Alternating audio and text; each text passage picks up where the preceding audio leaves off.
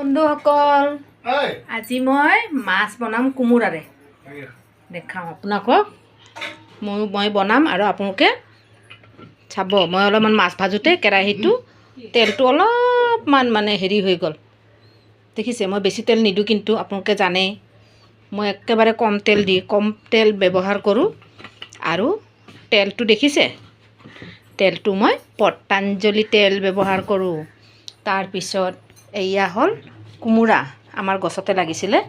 কোমোৰা এনেকৈ কাটিছোঁ আৰু এয়া আলু কম দিছোঁ মানে এয়া ডাঙৰ ডাঙৰকৈ কাটি দিলোঁ লগতে পিঁয়াজ কাটিছোঁ এতিয়া গৰম হৈছে পিঁয়াজটো তেলটো মই পিঁয়াজ দি দিম দি কেনে এতিয়াতো বন্ধুসকল পিঁয়াজ ভাজোতে মই মছলা ৰেডি কৰিব লাগিল নহয় জানো এয়া দেখিছে মোৰ কেৰাহীটো জ্বলা নাছিল গম পাইছেনে প্ৰথমতে ইমান বেয়া লাগিছিলে যে কেৰাহীটো জ্বলি গ'ল নেকি মাছ ভাজোতে মাছটো ভাজাটো নেদেখুৱালোঁ আৰু চবেতো মাছ ভাজিব জানেই দিয়কচোন আৰু এয়া কোমোৰা ঢালিম আৰু এয়া হ'ল মছলা আমি এয়া মছলা খাওঁ চাওক এইটো নহৰু আৰু অলপমান হেৰি দিছোঁ কি কয় পিঁয়াজ আৰু এয়া জলকীয়া দুটামান লগতে দুটুকুৰামান আদা দিলোঁ এতিয়া পিচি ল'ম আমি মিক্সিত জাৰত এই আমাৰ পিঁয়াজ ভজা হ'লে এতিয়া মই এইটো দি দিম দি কেনে অলপ লাৰিব লাগিব এতিয়া একেলগে দি কেনে লাৰিম আৰু তাৰপিছত এয়া নিমখ সোৱাদ অনুযায়ী নিমখ দিলোঁ এইটো মানে মই জোল বনাম সেইকাৰণে নিমখটো অলপ বেছি দি কেনে লাৰি দিম এয়া বন্ধুসকল এয়া আমি লাৰি কেনে এতিয়া মছলা দিবৰ হ'বই আৰু এয়া মছলা মানে জানেইতো পিঁয়াজ জলকীয়া নহৰু আৰু আদা বাকী মই নতুন ধৰণৰ একো মানে মছলা নিদিওঁ যেনেকৈ কিনিব পায় বহুত ধৰণৰ মছলা কিনি পায় দি দিয়কচোন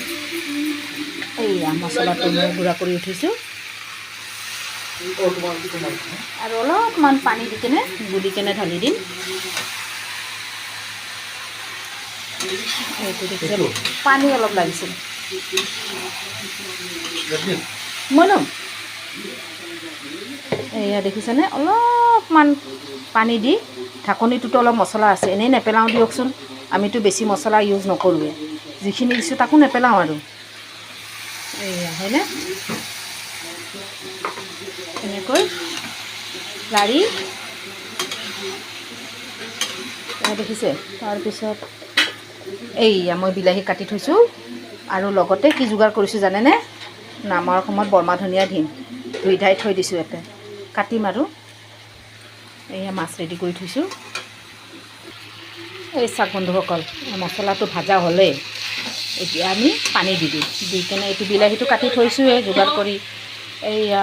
ধনিয়া যোগাৰ কৰি থৈছোঁ মাছটো দেখিছে আগতে কি মাছ তাৰপিছত পানী দি লওঁ হৈ গ'ল এইটো মই জোল বনাইছোঁ এয়া বন্ধুসকল দেখিছেনে কেনেকৈ উতলি আছে এইবাৰ মই বিলাহীটো দি দিওঁ আমি জোল বনাইছোঁতো জোল অলপ লাগে দিয়কচোন বেছিকৈ এতিয়া শুকাব লাগিব